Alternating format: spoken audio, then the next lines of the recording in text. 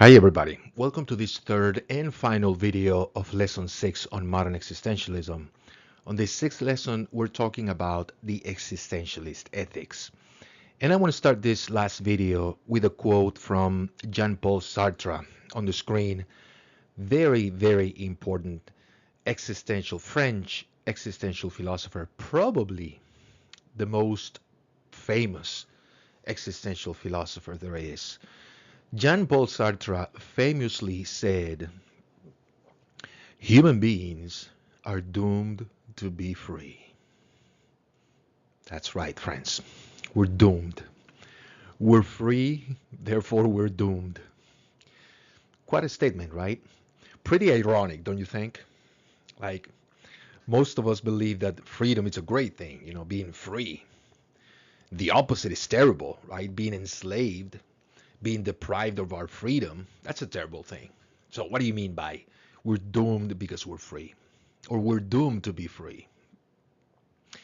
This was, friends, Sartre's way of categorically dismissing the idea of determinism. Now, we talked about determinism in video 1, and pretty much, for those of you who haven't watched it, determinism is the idea that there's no free will, that free will is an illusion, that in reality, nobody really makes choices, that that's a silly idea. And in reality, all our choices, our behavior, even our thoughts, are the direct result of two things, our genes and our social environment. Or, in other words, our nature and our nurture. So these two things account for everything we do. So, for example, the reason why I'm recording this video is not because I had the idea and then I thought about it and then I put together a PowerPoint and I decided to start recording. And no, that's what it looks like, but it's not really what happened. According to determinism, all the people that I have known in my life, all the conversations, deep philosophical conversations I have had with people throughout my life, all the ideas that I've been exposed to, the books that I have read, all these things contributed and pushed me in this direction and made me start recording this video. So it wasn't like I had something to do with it. No, it wasn't like my idea. No. Everything we do, everything we think is the direct result of mostly the social environment, right? Again, all the people that I've met, the conversations that I have had, and all those things. That is what accounts for me recording this video. Because in reality, there's no free will, there's no freedom. People don't really make choices. Wow. Okay. And this was Sartre's way of categorically saying, nah, yeah, you might believe that all you want, but in reality, whatever we think, whatever we believe, whatever we do or don't do, we're going to deal with the consequences of it. We're going to pay for what we do or what we don't do, what we say, what we don't say, what we believe, what we choose to believe, and what we don't. We're going to pay. We're going to live through the consequences of those things. So there's no way around it. No way around it. Sorry. We're doomed. So now you might be wondering, why are we talking about determinism again? Like we talked about it in the first video, right? And the answer to that question is because in this video, friends, I want to talk to you about why people end up nihilistic. Why? We talked about nihilism in the first two videos, and I gotta say one more time, nihilism in a nutshell is the idea or the mindset that sees no value in life. Like nothing is worth pursuing, nothing is valuable, life has no meaning, has no point. We're here today, we're gone tomorrow, and that's just the way it is. So we better enjoy our lives while we can, because tomorrow we're going to be dead and we're going to be forgotten. And that's it. So that is the nihilistic mindset. And we talked in the previous videos how it has been proven, and there's enough research and documentation. The literature, it's solid on this point. Nihilism, this mindset, will take you to very, very dark places. Depression, psychopathologies, suicide, criminal behavior. So why in the world do you want to end up in a place like that? That's what I want to talk to you about in this video. In my view, people, let's say there's three groups of people who end up nihilistic or taking a nihilistic path, let's say. The first group of people are people who are simply lazy. Lazy people. People who understand that good things in life require work. Work and sacrifice. We talked about it in the previous video, right? Work creates value. So for these people, they understand that if they want to be able to have good things, have a good car, a good house, a good life, it requires a lot of work, right? And the higher your expectations, your goals, your ideals, okay, the more work and the more sacrifice. It's inevitable. Well, these people prefer not to do the work, and they remain content with their condition, which is not great. And these people in this first group, they normally, perhaps always, they use a deterministic excuse to justify their condition, right? That's why we started talking about determinism. These people would say things like, well, yeah, my condition is not great. My life is kind of suck, but it's nothing I can do about it, really. I'm here because of this tragedy that I suffered. I'm here because my parents, they abused me. They abandoned me. I'm here because, I was born and with some cognitive limitations, and so I'm not very smart. I forget things, so that's why I cannot keep a job. I forget my schedule. I forget to go to work. So that's why I live off government help. And yeah, I mean, I wanted to live a better life, but I just can't do it. It's not really my fault. So that's a deterministic excuse, because in essence, determinism denies responsibility. Like if there's no free will, there's no responsibility. You're not responsible for what you do. What you're doing is the result of nature and nurture, right? Freedom, free will does not exist. So think about it. You're not really responsible for your life, for your conditions, for your actions. So quite convenient to say, yeah, true, my life sucks, but it's not really my fault. Okay. And to these people, Sartre, with this statement, says something like that. Like, well, you can believe that all you want. Your life is still going to suck, though. And sorry, right? Sorry. You can get out of that condition if you want to, if you work. But I guess you're fine with your deterministic excuse. I guess you're content living like a failure, feeling defeated. You're okay with that? Okay. Have it your way. Me? Nah, I'm gonna choose a different path. Why? Because I can. Because we all can. Because we're free. We're free. We're doomed, right? So Sartre would say something like, gosh, it'll be great if determinism was true. We wouldn't have to worry, feel guilty for our condition, for our failures, but gosh, we're free. What a problem, right? That's why we're doomed, right? Ironically. So I hope you see the point. So that's the first group of people who end up taking a nihilistic path or adopting a nihilistic outlook. People who don't see value, they don't see the point of trying, working hard, and trying to do something to get out of that condition. They see no point. They see no value, and it's a lot of work. Who wants to do that? So yeah, I'm fine living off the government. They give me a misery of a check, but I guess I have to settle with that. It is what it is. Wow. Okay. It's just incredible, friends. The number of people who make these deterministic claims and excuses, it's just unbelievable.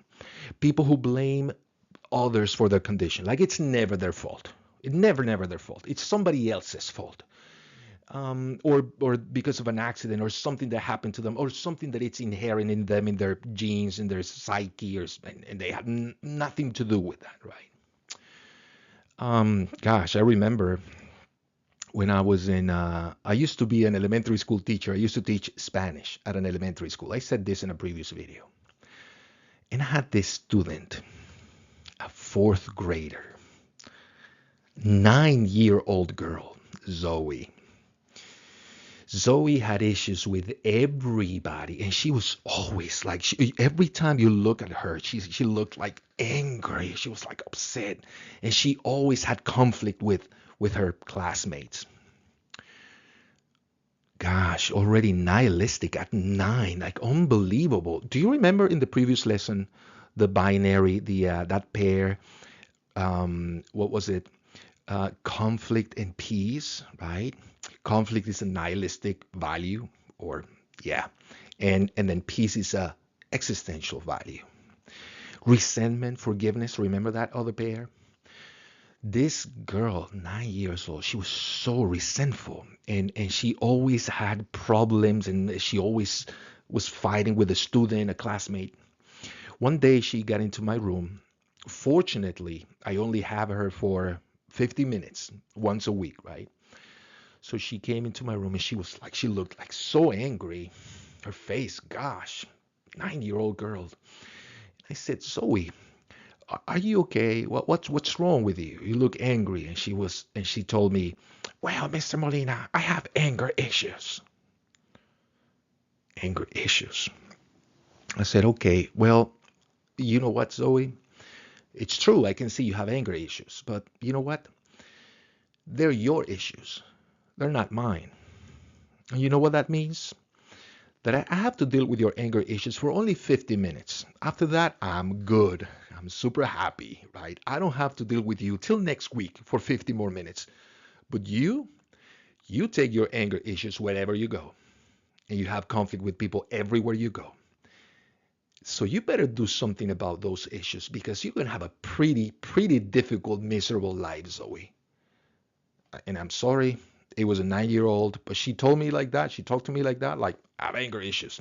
Okay, well, you better do something about those anger issues. Because you see, friends, that's a deterministic way of just not wanting to deal with the problem, not taking responsibility. It's not really my fault. I was born with this anger issues. Okay, fine.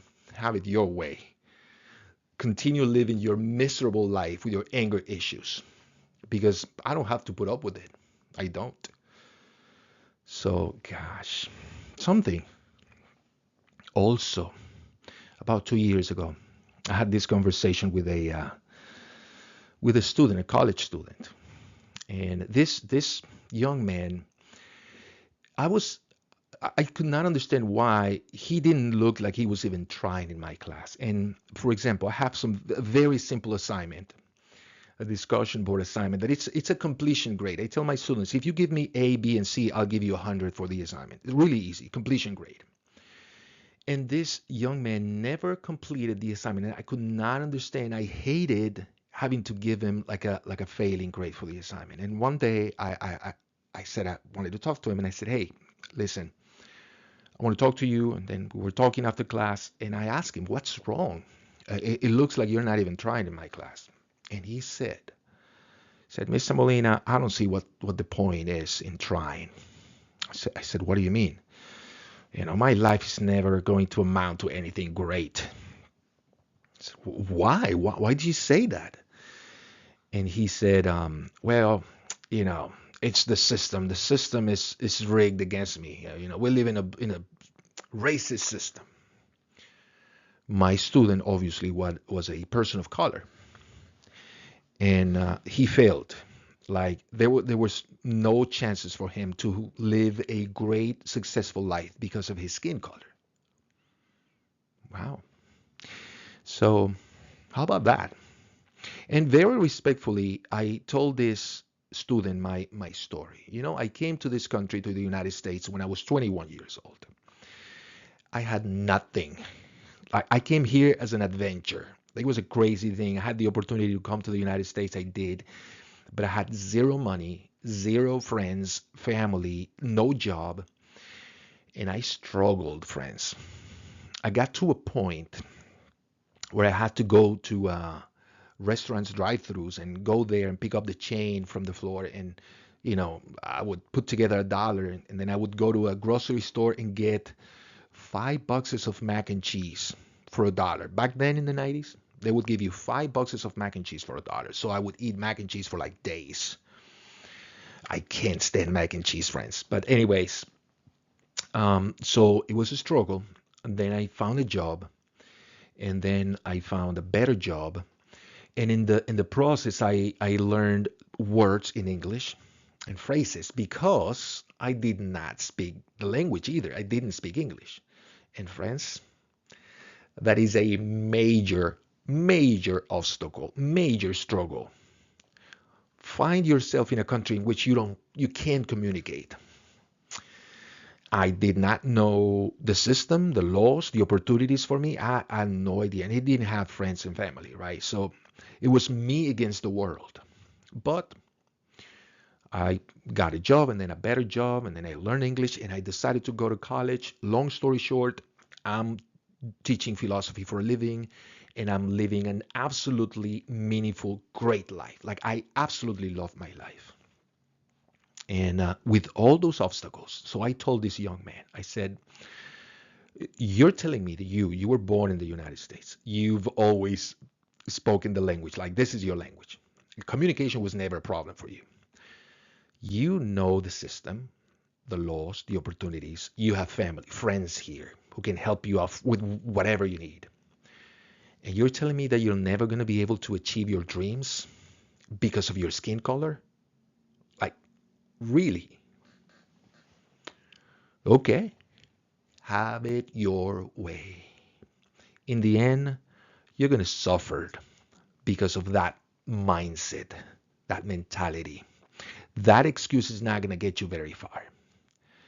So, people, it's unbelievable how many times I've encountered people who give me these excuses.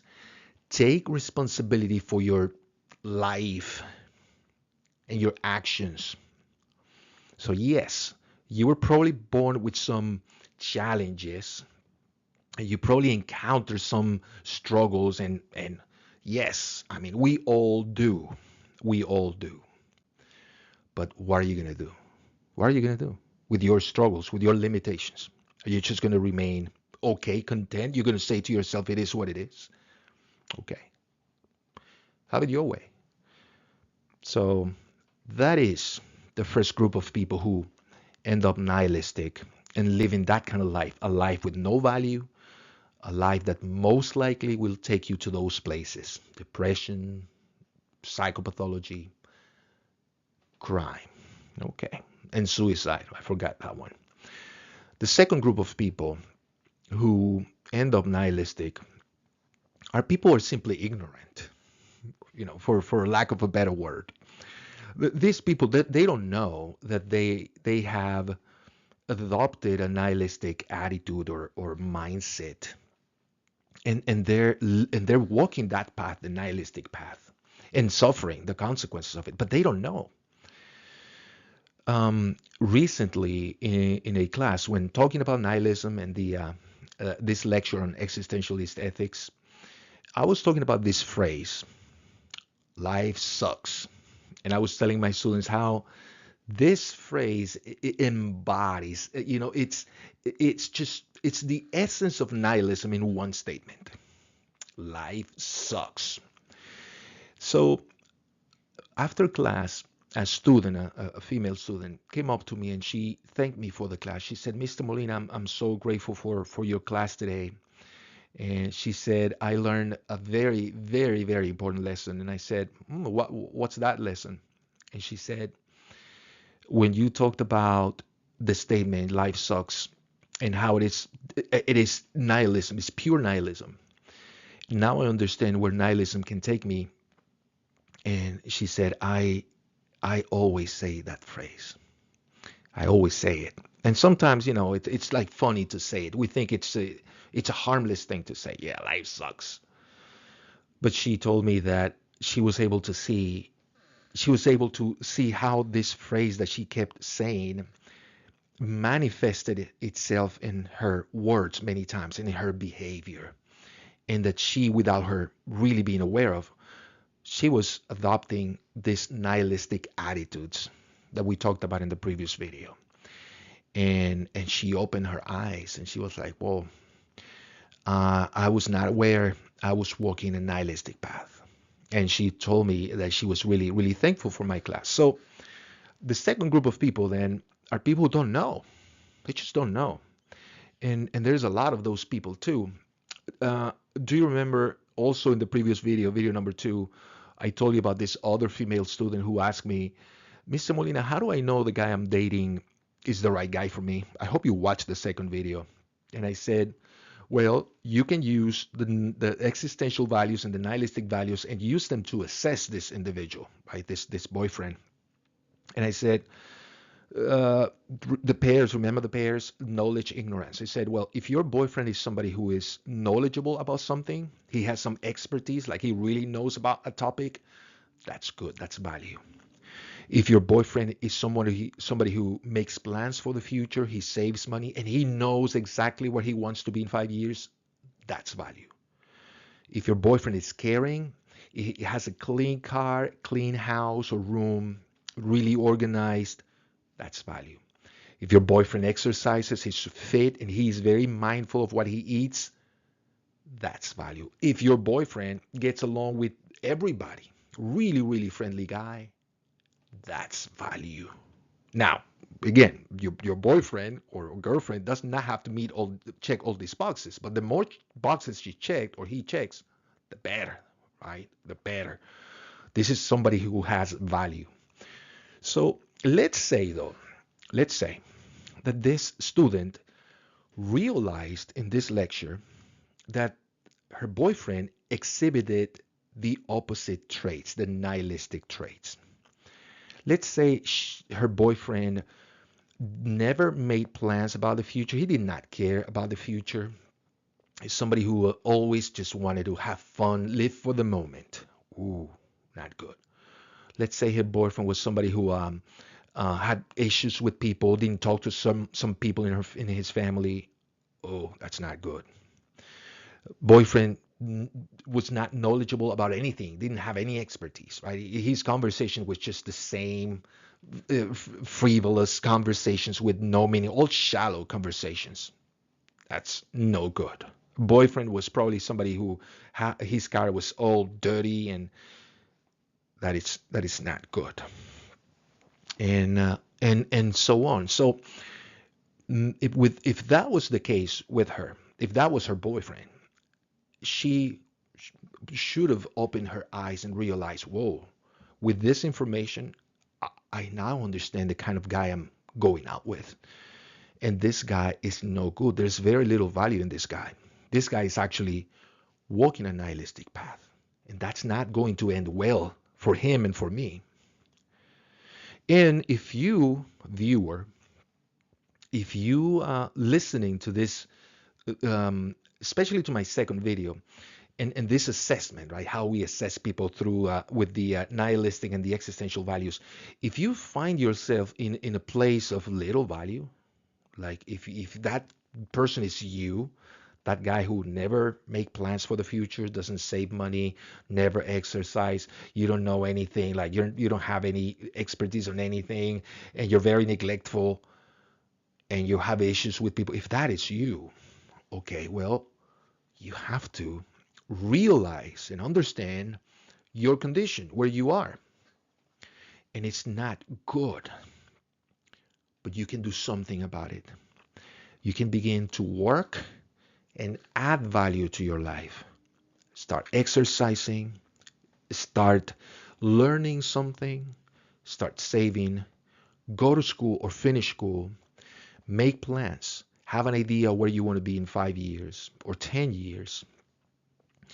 Um, Try to get along with everybody. In other words, try to add value to your life.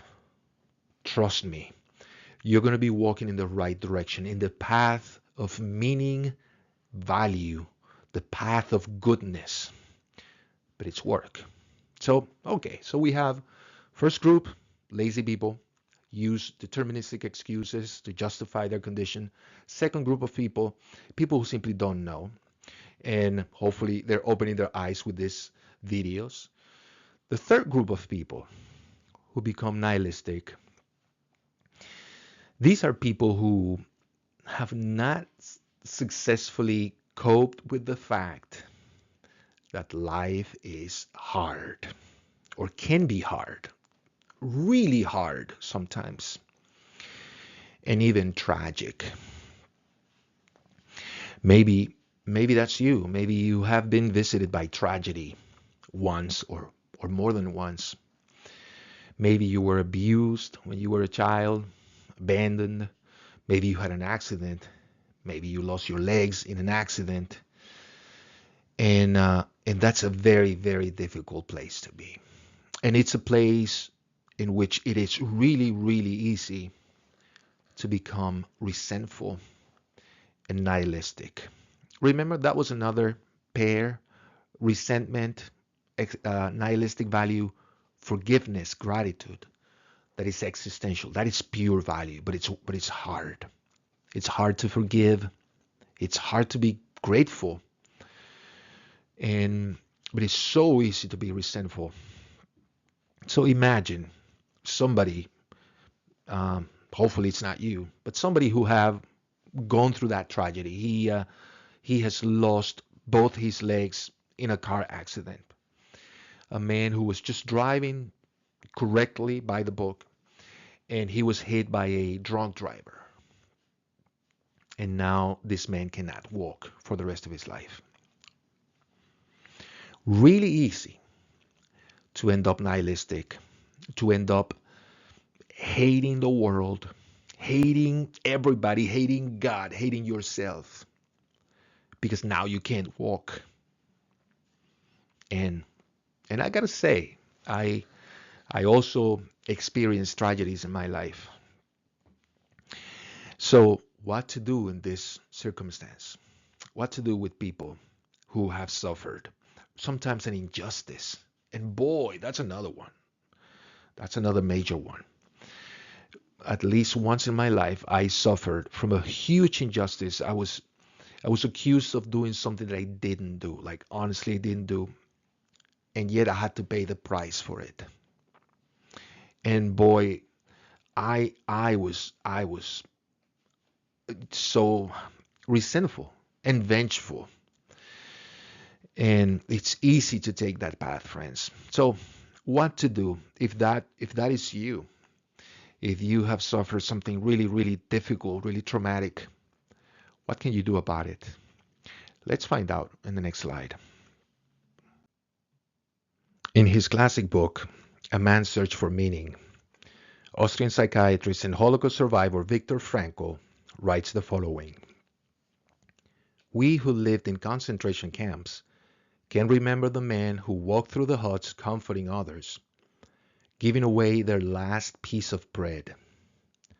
They may have been few in number, but they offer sufficient proof that everything can be taken from a man but one thing, the last of our human freedoms, to choose one's attitude in any given set of circumstances, to choose our own way." Friends, I really hope you have an idea of what happened in these concentration camps, that you're aware of the way the Jews were systematically tortured, starved, and executed. Many of these people in the concentration camps even witnessed their entire family being executed like in front of their eyes. So many of them were absolutely crushed psychologically. They were traumatized, demoralized. I always say that the concentration camps in Nazi Germany have been the closest to hell that we human beings have produced in this planet. And it's difficult for me to talk about it, honestly. And Viktor Frankl describes in this book that Nazi guards, they would offer this choice to every single prisoner first thing in the morning every day. The guards would go up to the prisoners and they would ask them, what do you want for today? Your daily piece of bread or a cigarette? And you might be wondering, why a cigarette? Well, back in the day, smoking was a very popular pleasure, and most people really enjoyed smoking. So the Nazi guards, they wanted to know which ones of the prisoners had completely given up hope. They were absolutely through with life. Those prisoners would choose the bread. I mean, they would choose the cigarette. I'm sorry. They would choose the cigarette as their very last pleasure. Because in the end, what's the point? They probably reasoned. What's the point of continuing living this way? Living in this hell? What's the point of continuing this torture? Why not just enjoy this last cigarette and then just wait for death? Because it'll be a matter of hours, maximum a day or 2 days before they're completely dead. So these people, they just lost all hope in life. They saw no more value in life. In other words, these people chose the nihilistic path to death. There was no more meaning, no more value in life. And you might think, well, in those circumstances, that might have been like a reasonable thing to do, right? To let yourself die. Yeah, but still, there were many other prisoners who chose the bread. And that means that they continued having hopes. They hoped they would be rescued and then reunited with their family members. Despite of the circumstances, despite of the hell they were living, they still saw value in life.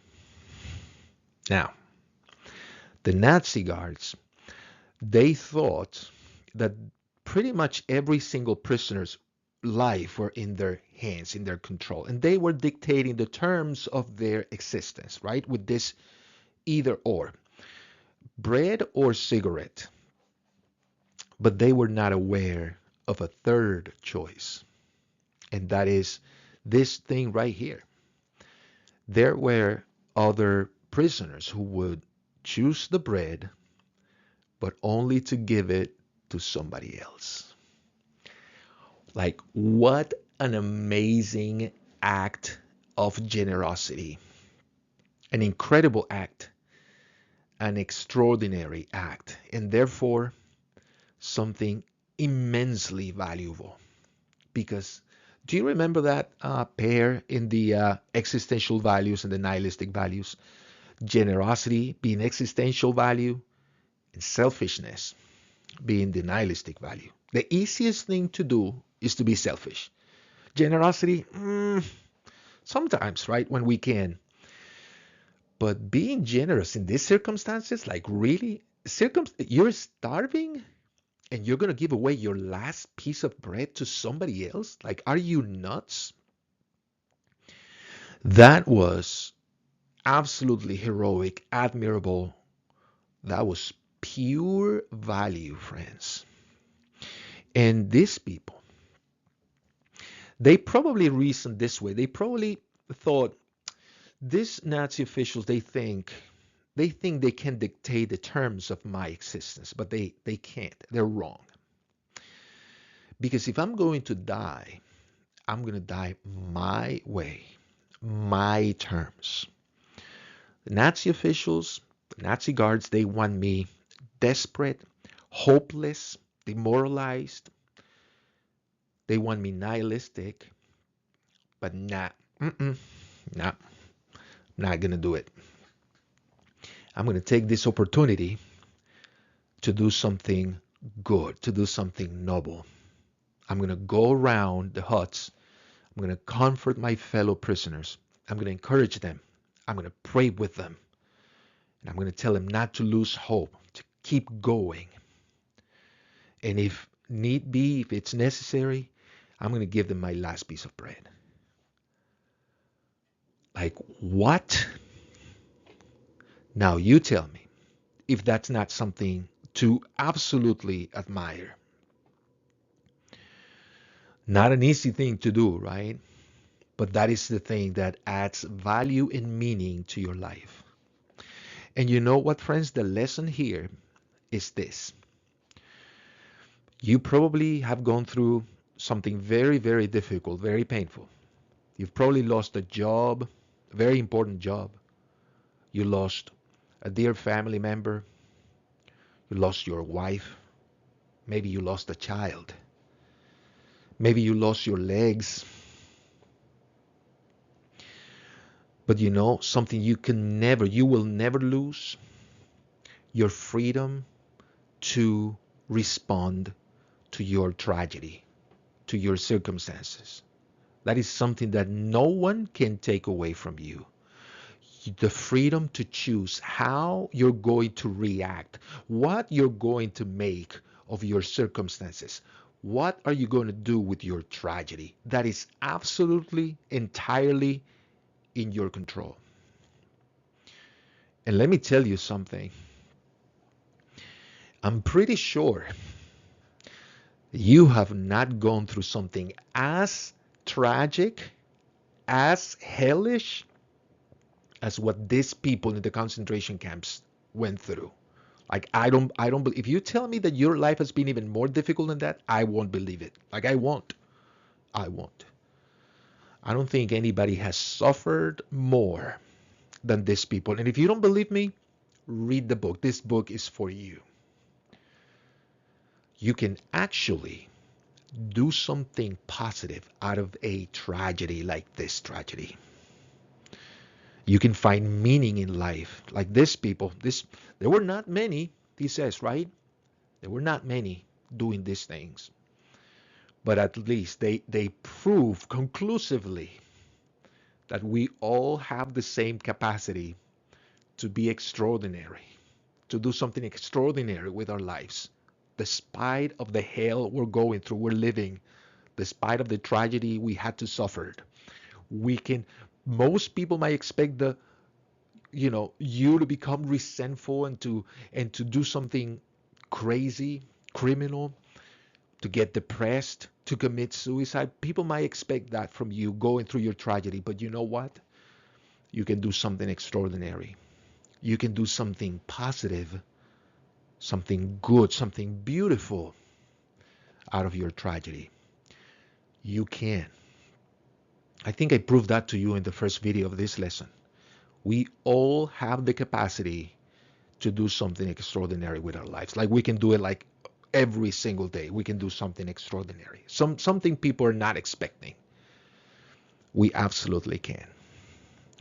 So why don't you do something extraordinary with your circumstances instead of just complaining and feeling miserable about yourself? You can do it, and you will add value to your life, and you will find meaning and comfort and peace and joy and goodness. Give it a shot. It's not easy, not easy at all. But that's what it means. That's why it is the right thing to do. It is the thing that adds value. The fact that it's not easy, that it's work and it's sacrifice. I have one more thing to say before I finish this video. Khalil Gibran, Lebanese American writer, Khalil Gibran once wrote, "Out of suffering have emerged the strongest souls. The most massive characters are seared with scars." You know, I have met a few people in my life. I remember one in particular who, by the time I met him, without knowing anything about him, right? Just beginning with the usual, "Nice to meet you. My name is so and so."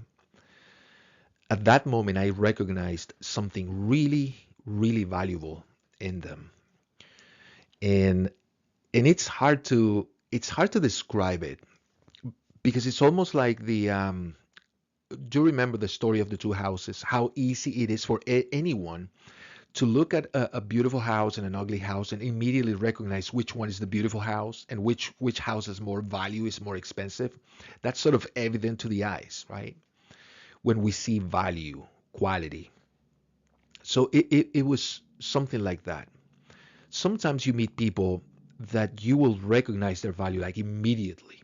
And I'm not talking about charisma, friends, or or people being like naturally likable. No, I'm talking about value. People you see, you meet, and they project so much, I don't know, inner peace and wisdom and goodness. You're going to meet these people. Maybe you have. Well, these people, friends, these people have suffered in life.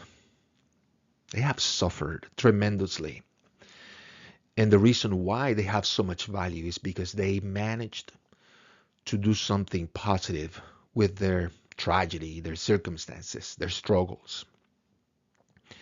I remember a lady, I don't know her name, and I looked it up, but I couldn't find her because this was many, many years ago. I used to be a Spanish teacher at a high school. And this lady, she would go around the country talking to young people in high schools, right, about, you know, the dangers of drinking and driving. And this lady was blind. She lost her eyes in a car collision. Uh, the crystals in the windshield completely damaged her eyes, for the rest of her life. And she would tell students, young people, about her testimony. She was a woman who was abused when she was young, when she was a child, and as a consequence, she had a terrible, terrible upbringing, and she became alcoholic, and her life was a mess. And the day she had the accident, she was completely drunk. And think about it. Her life was a mess before the accident, and now she can't see for the rest of her life. And she was telling students about, her testimony. And friends, it was really, really something to see. This woman, without raising her voice, without gesticulating and trying to get people's attention, and it's really difficult to get young people's attention, especially to continue in paying attention. This lady, speaking very softly, very peacefully, she had everybody captivated because there was so much value in her words, so much suffering, and everybody recognized it. Like, I remember looking at my students' faces, and they were like, they were processing everything the lady was saying, and they were visibly moved, many of them. This lady, she told us how right after the accident, she struggled with the idea of killing herself, and that was the easy choice, let's say, because that's the easy path to take, right? The nihilistic path, the path of resentment and not seeing any value in life, smoking the cigarette, right, rather than eating the bread. And she said that she finally got over it, and she decided to do this, right, for the rest of her life, just going around the country and telling young people about her testimony. That was somebody with a massive character, somebody who could project all this goodness and inner peace and wisdom, somebody with value. But you see, friends, that value does not just happen. That value is the result of a lot of work and sacrifice. Because turning a tragedy into a triumph, that it's really, really, really difficult. But it's the right thing to do. That is the path that leads to goodness, to meaning.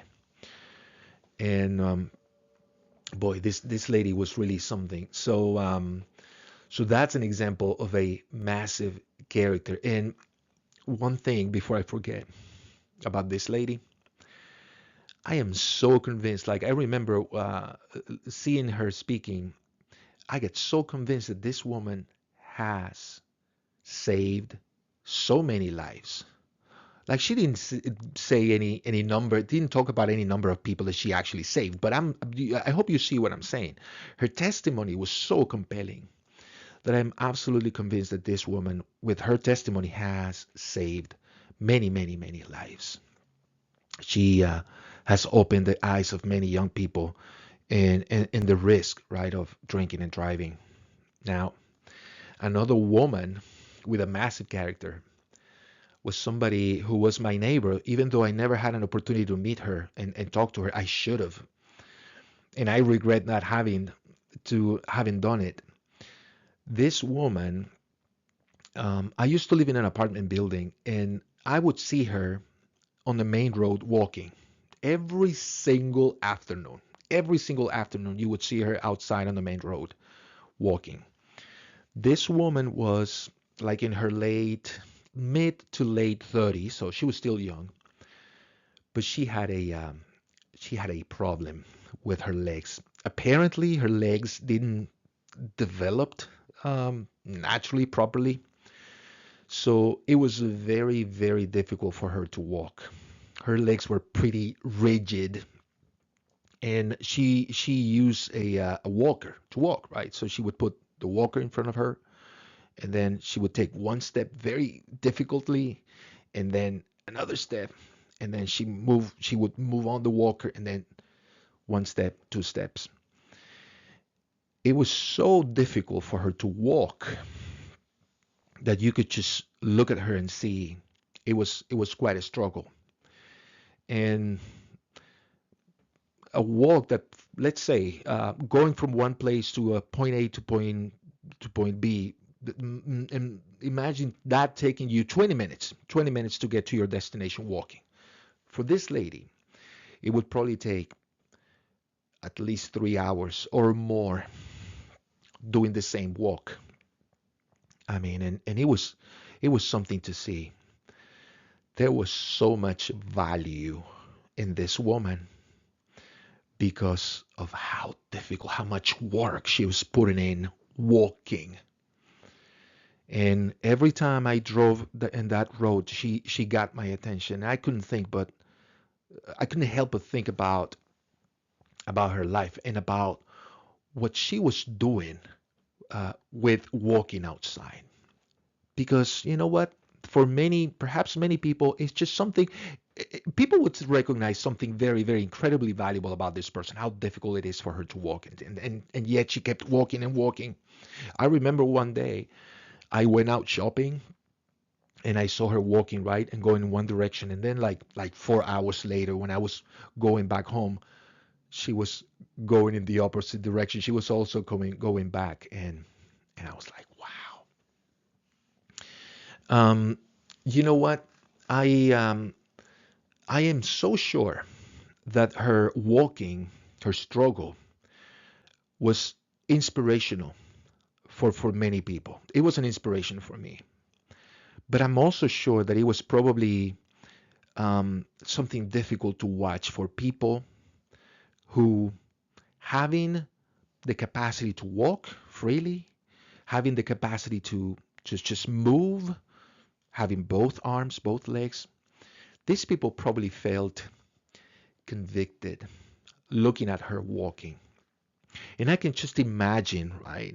I can imagine this woman probably making that statement to the world, telling the world, here I am, look at me, having a really, really, really hard time walking, struggling to walk.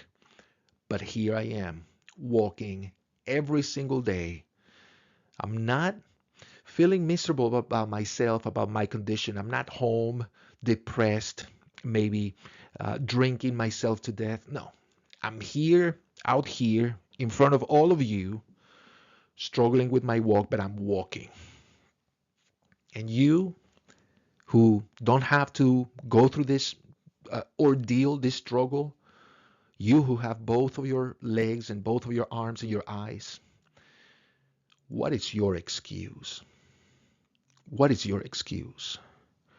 Why do you feel defeated? Why you feel overwhelmed by your circumstances, your limitations? Your limitations, really? Look at my limitations. But I'm going, I keep going. So what's your excuse?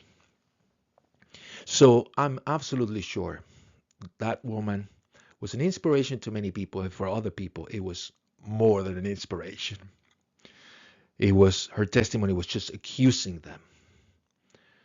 And I'm also pretty sure that this woman helped has helped people in some very meaningful ways.